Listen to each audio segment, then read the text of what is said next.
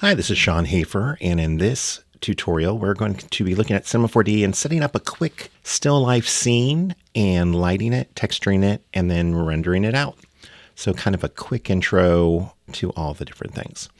So first off, what I'm going to do is I'm going to come in here and come over to my primitives area. If I click on my cube here and hold down, I can come over here and grab a backdrop. So I'm going to go ahead and grab that. Now what that is, it's kind of like, I'm going to zoom out a little sweep so that we could have, a nice little backdrop that we're going to put our things on here. So now what I want to do, let's go ahead and grab a cube, and we will take this cube and I'm going to take it down to, let's say 50 by 50 by 50. So I'm going to click over here in my object properties, 50, 50, 50. Okay, that's good. And then I'm going to come over here and grab my place tool, which is right above or right below the scale tool. And I'm going to click that. Now you can see when I grab that, I can lift up on it, and now it's sticking to the ground here. So what I'm going to do is just come in here and place it somewhere. And maybe I'll rotate it a little. You can see that gizmo has a little rotation as well. And so I just rotated it a little bit.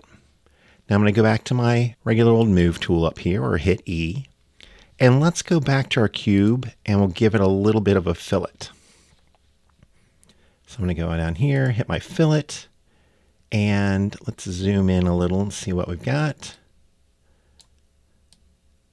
I think that looks okay. So we've got a fillet of 3 centimeters and we've got 3 subdivisions. Now remember, if I come up here and click on my render viewport or hit Command or Control R, that will give us a quick view in Redshift with the Redshift renderer of what we've got going on. So our bevels help capture that light a little bit. All right, so let's add another couple primitives for our little scene here.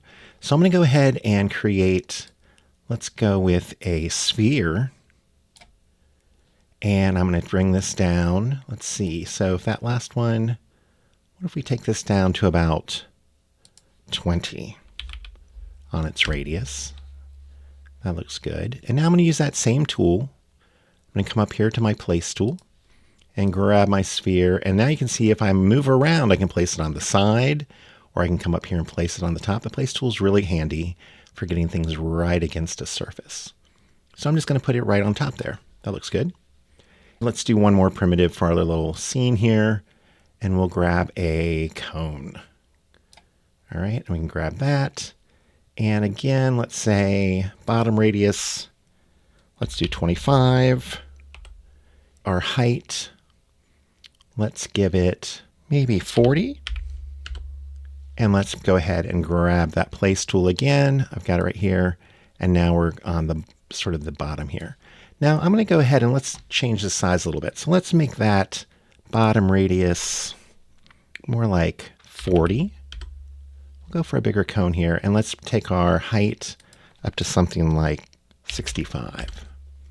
Okay, that seems nice. So let me go ahead and make sure I'm in my place tool, grab it, it'll pop up.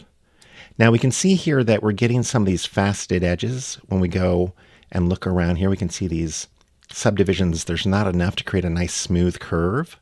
So what I'm going to do is go up here to my display, come down, and instead of the default of garage shading, I'm going to come down to garage shading lines. And now we'll get to see all of our subdivisions. So we can see this is a little too jagged on the bottom. So if we click on our cone and we come over here, we can see our rotation segments are at 16. Let's take that up to 48 and see how that looks. Okay, I think that looks a little better. Let me hit my render.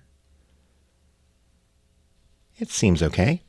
And if we want, we can go to our cone, and if you want to put a little bit of a fillet on this, remember we have to go over to the caps, turn on the top, turn on the bottom, and then we can see we've got our fillet segments. Let's take the fillet segments to 5 on this one.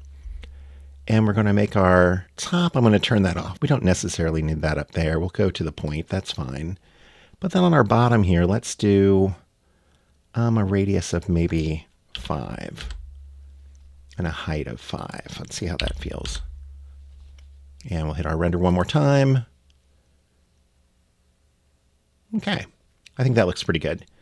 So let's go back. I'm going to go to my move tool, and I'm just going to take this and move it around so we get something a little more interesting. We'll kind of think about where this could go. Maybe this is our view. So we've got that set up. I'm going to go ahead and save it. File, Save As, and I'm just going to go to my desktop and save it as Still Life. 01. And I'll save that.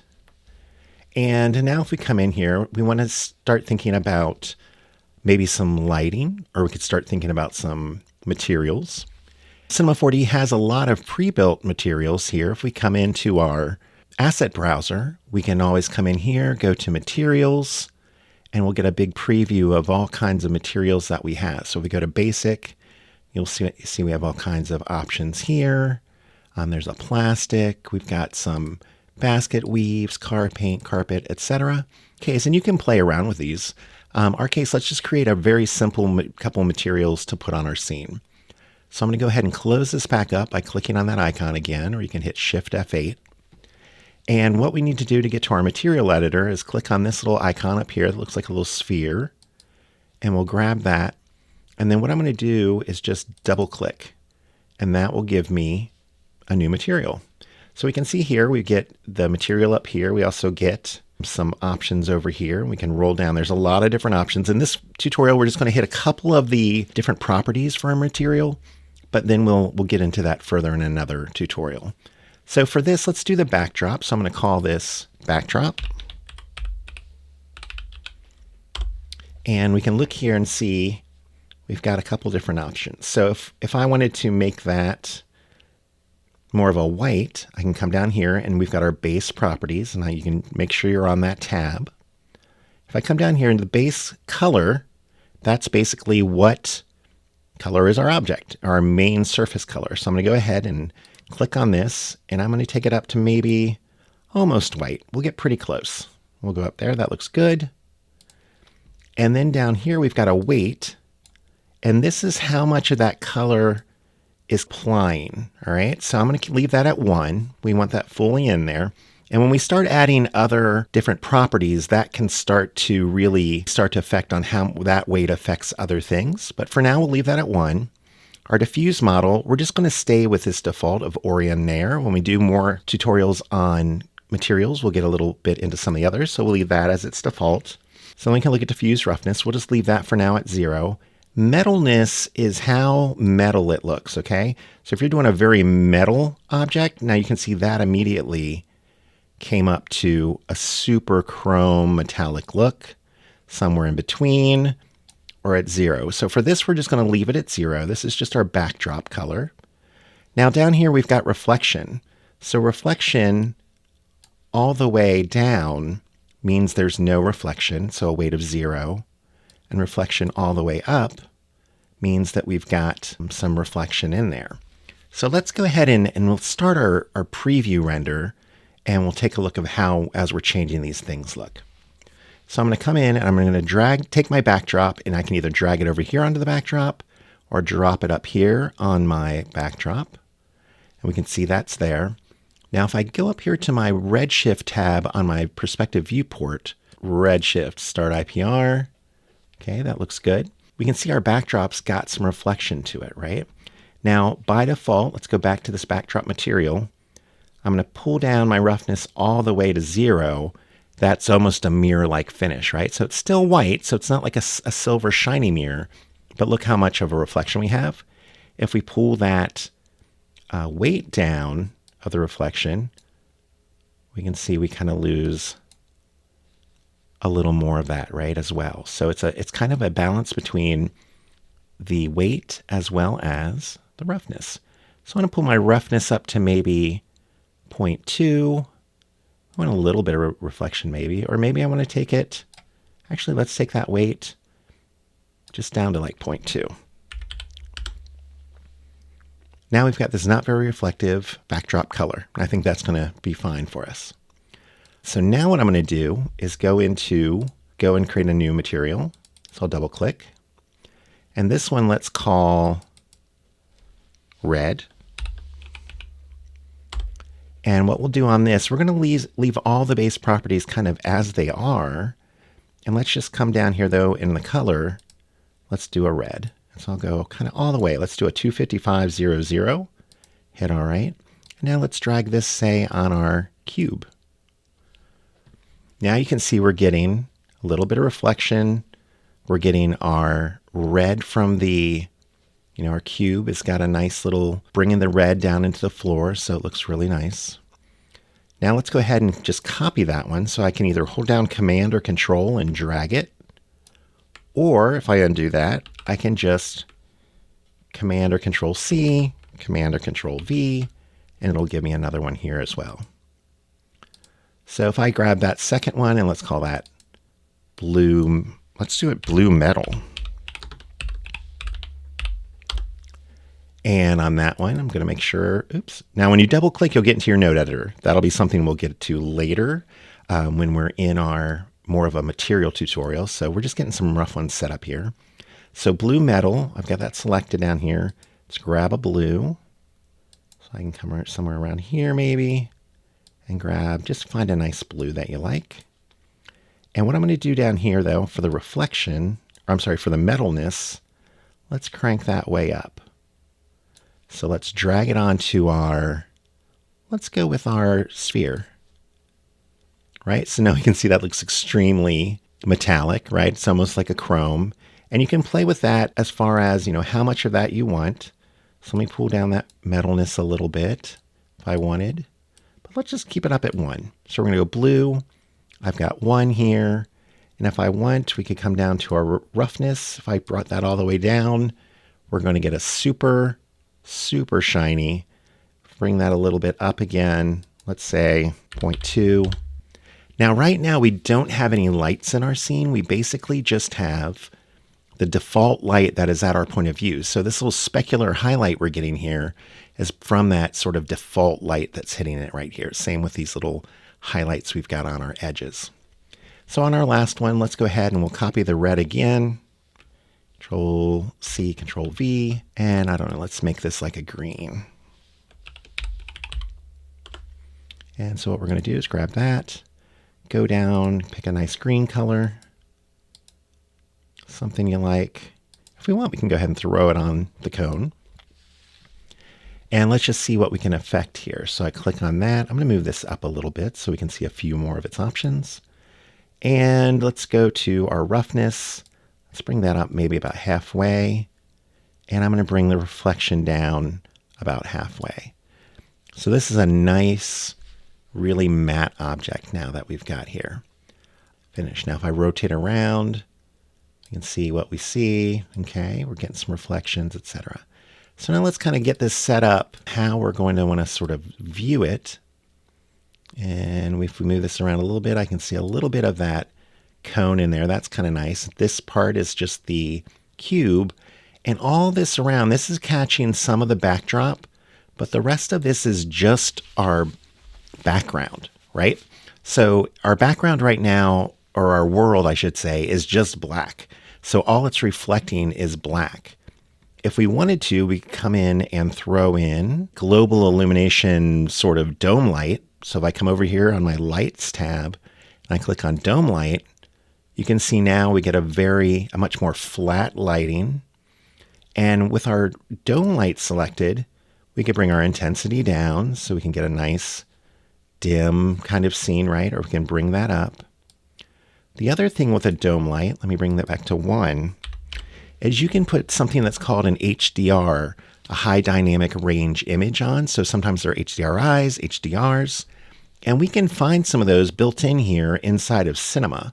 So if I come in and I say, go to my asset browser and I search for HDR, we'll get a whole bunch of these high dynamic range images that'll show up.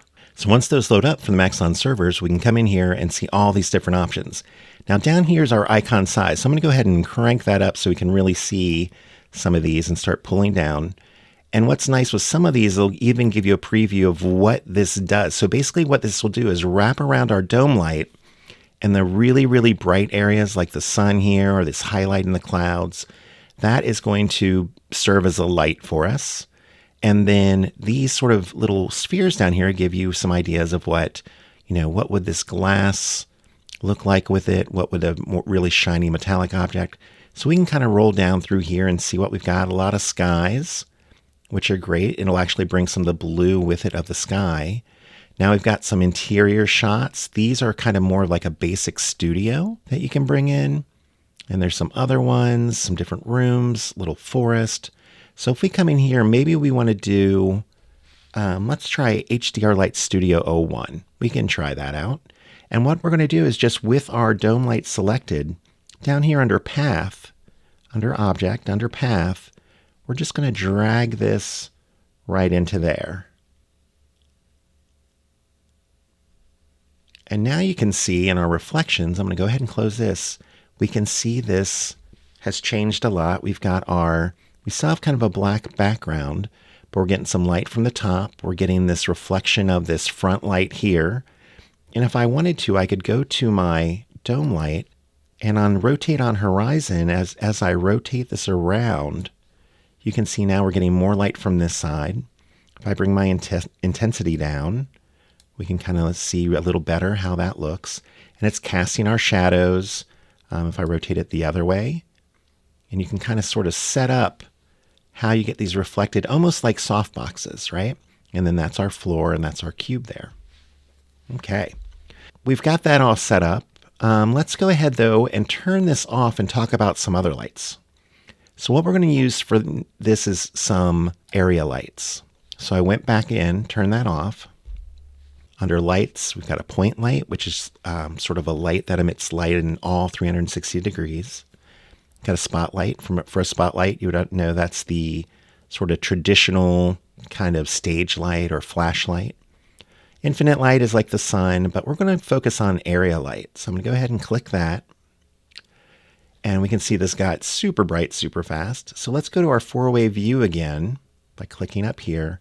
And now we can see our area light. So I'm going to go to my move tool. But before I do that, with my area light selected, up here next to add graph, I can pull this down and do add target tag and null. And if I do that, basically up here we can see the Redshift area light, it's added a target tag. If I click on that, you can see down here it says, what's the target area? And it created this null called Redshift Area Light Target. And if we see that, that's right here below. Now that target is what this light is going to point at. So if I move this target, you can see the light goes that way and goes that way, right? So if we put that target kind of where we want things to be, so maybe we're going to really try and illuminate right here in the middle of these guys. Now if I move my light, go to my area light, and go to my move tool, if I start moving that light around, you can see it's always pointing at that target. So I can rotate it around, do some things. Now we're getting a really big blowout here of this. So I'm going to zoom in here a little so we can see what's happening. And if you think about the scale of our objects versus the scale of this light, this is a really big light, right? So what we can do, we can either come over and come into our area shape here and do size X and Y, or we can just grab these yellow handles like other parametric objects and kind of bring this down a little. So what I'm going to do is kind of just a 3-point lighting setup. And I'm going to move this out a little. And we'll see maybe a little bit more this way. All right. Now this is still a little overblown. So all I have to do is come to make sure my area light's selected and start bringing my intensity down. And we can see now we're getting some darker shadows. We can really bring it down if we want and get some more contrast in our image. Now we are getting, it looks like a little reflection over here from our area light. So if we go back to that material of our backdrop, let's see what we've got here. So there's our weight. On my reflection weight, I'm just going to bring that all the way down to 0. And now you can see that just almost looks like paper now. All right, so that's kind of nice. So back to our area light here, we can see we've got our intensity and we can bring that in. All right, so maybe we try that to start with. So I'm just going to round up to 18. And you can see that we're getting we're getting some bounce off the floor, right? So it's a little brighter here. We can see the reflection of that light there. We're getting some shadow, really nice. All right, so let's duplicate this light by doing a Command or Control C and then a Command or Control V. And now I've got Redshift Area Light 2. So on that first one, let me name that Key Light. And then let's name this one Fill Light. So I'm going to grab my fill light and drag it around the other side, almost kind of 90 degrees to this one, right? So we can kind of see these are making almost a 90-degree angle. And if I look at this, maybe this one, I'm going to crank the height up on this, kind of make it almost more like a strip light, maybe a little wider. So we've got a wider spread of light, but let's bring that down to say maybe 5. And then if we come back to our key light, that's still at 18, so let's see where that is. Our key light should actually be our brighter light. So let's go ahead and let's bring that one a little bigger. We can move it a little bit further back and away so we get a much brighter light here. And I'm going to move it a little more this way. I think that looks nice. All right, so our key light, let's bring that up to 15, and then we'll come back to our fill light, and we're going to bring that down at 5, but let's bring that size down a little.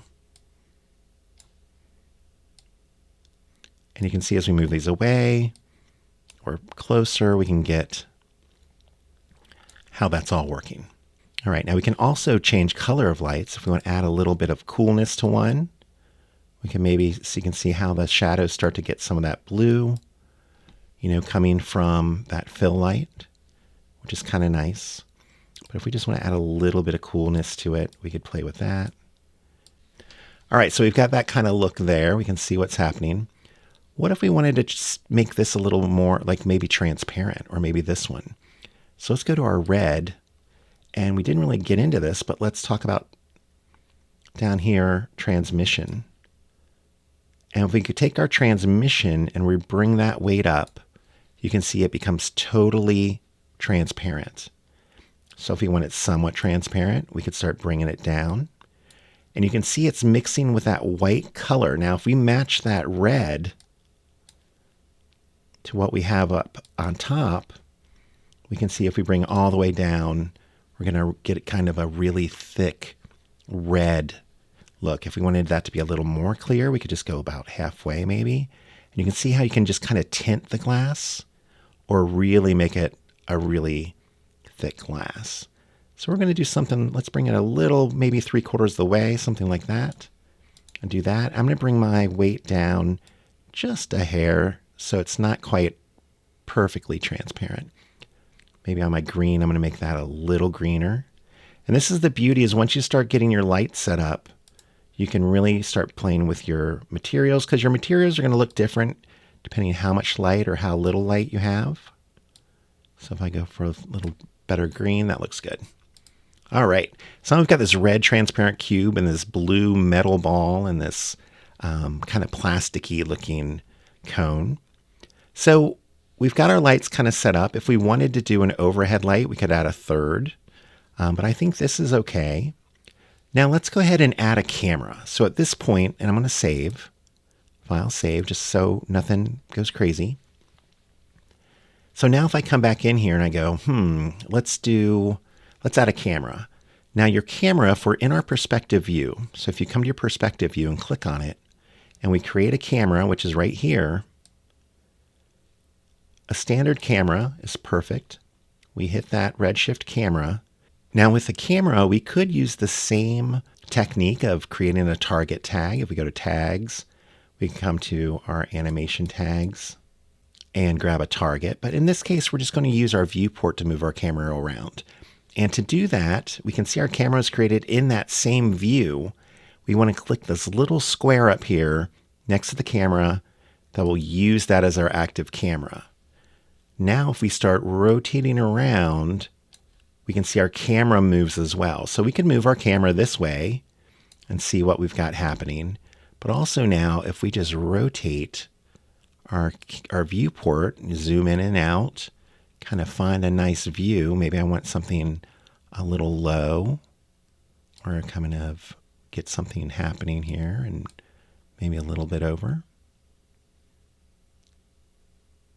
When we've got a scene or something we like, we could always just create a new camera and jump to that. So if I had this one, now what I could do is stop using this as my active camera, right? So now we just go back to our normal perspective view. And maybe for this one, I'm going to pick a top view kind of thing and zoom in. I get something nice there, select that, and then let's create a new camera. If I click on that, now when I click on this one, so maybe we'd call this top camera. When I click on this now, we'll be using that view. Then if we click on the one below, we'll rotate down into the other view. Now, if I've got that selected and I do a little bit of an adjustment, it is going to change your view. So always make sure if you've got something, if you get a view you like, make sure you turn off that use the current camera, right? So if I came back here and I was adjusting the view just to try and adjust some things, if I came in here now and went to my top camera, you can see that's that one, and this is my other view. So maybe top camera will do a little more, I don't know, something like that. Okay, so now I've changed that top camera. 1, 2. Now some of the other things we can do, if we go back to our with our Redshift camera here, our first one, we can call this front camera if we want. We've got a lot of options here with our camera selected. So if we just go to the object, we've got our focal length. So we could come in here and do something like a 50 millimeter lens. You can see that brings us in a little closer. If we did something like 150, right, we're going to be even closer. So at that point, with a longer zoom, we'll actually need to move the camera out. Now, if you want kind of your parallels to seem very up and down 90 degrees straight, a longer lens will do that. So if I went out to like a 300 and then we sort of back away, we're going to get, it'll seem much more 90 degree perpendicular to the ground plane.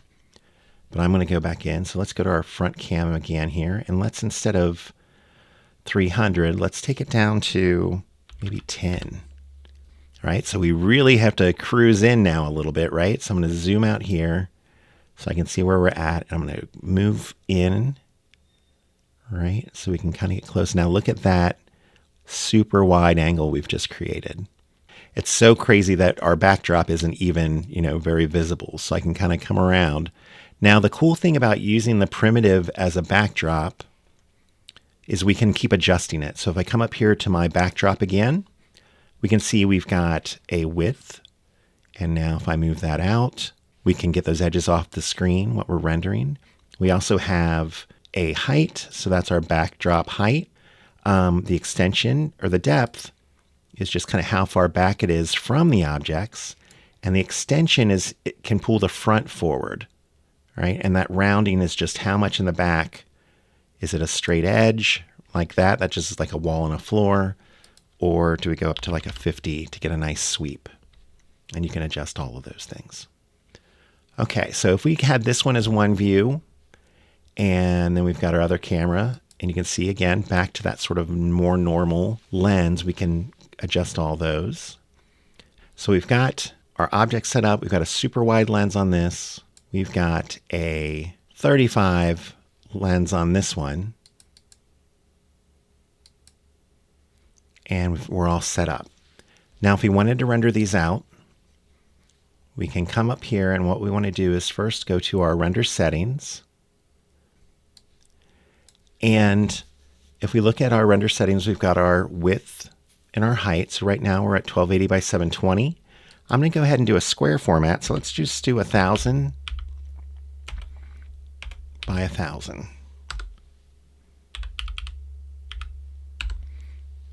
And this gray line that's happening here, this is just showing what will actually be rendered. So if I'm in that top camera And I've got that all selected. Maybe I want to kind of come in a little bit and get something a little interesting here. Okay, so maybe that'll be my render for that. And we can do our 1000 by 1000, 72 dpi, that's fine. And we're just going to do the current frame. And then we can go to save if you want to save it as something particular. But in our case, we're going to use our Redshift render view here. I've got that set up. Let me double check my front cam in the square format. Oh, that's kind of fun. So let's zoom in a little, make this really kind of crazy. And I'm going to come in and circle down a little so we get a little more of a hero shot. Again, I'm going to bring my height of my backdrop up a little. So let's go to that height and crank that up so we get a full view there. Okay, that looks great.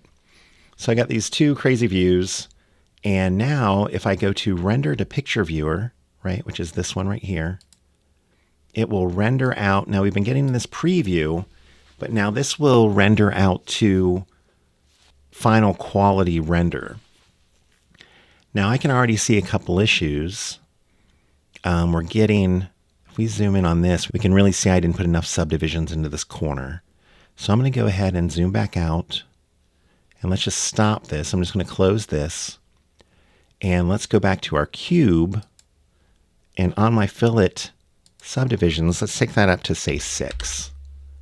And that should look a lot better. So let's go ahead and render that one. So again, render to picture viewer. And now what this Redshift is using your graphics processor of your computer. So if you've got a computer with a really nice graphics card or a couple graphics cards, it's going to go a lot faster. If you've got, a slower graphics card or older graphics card, it'll go a little slower. It'll also use your processor, but it's not as fast using the processor. One other thing I see now what's nice, so we've got this kind of history. We can see my rough corner and then now my smoother corner, but now I'm seeing my sphere's not super smooth. So let's go back to our sphere. Instead of 32, let's take that all the way up to 96 and do one more render. And hopefully this will get us where we need to go. Letting it render out. And again, sometimes if we take it up down to 100%, that'll be really what we're getting. We can see that's nice and smooth. That looks pretty good. That feels nice. Okay, so I could always come in here and zoom out maybe to 50% and see the whole comp. So that looks good. And now let's just switch over to our other camera and do the same thing. Do a render to picture viewer.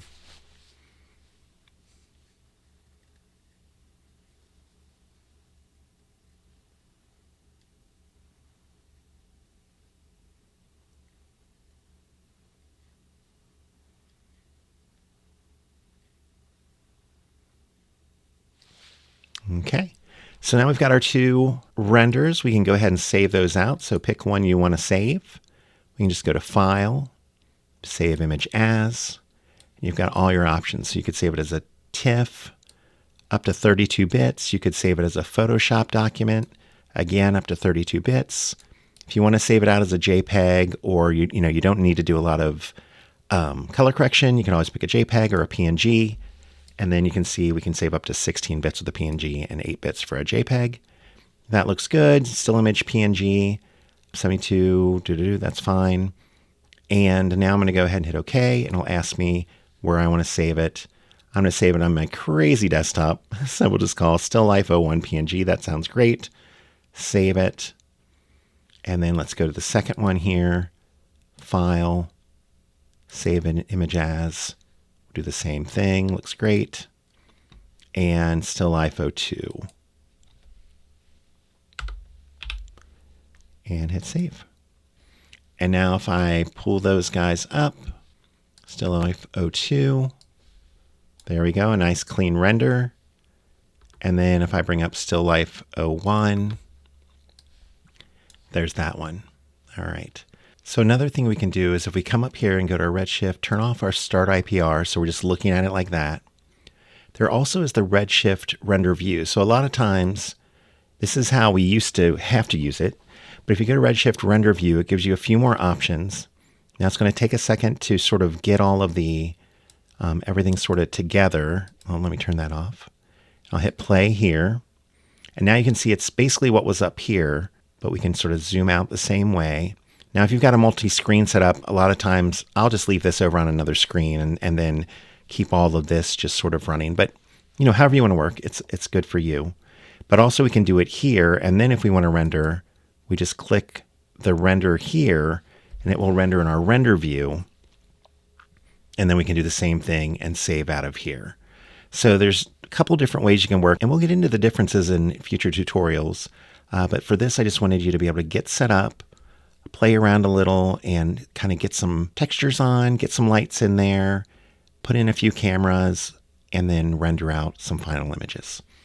So I hope that helped out. Thanks for watching.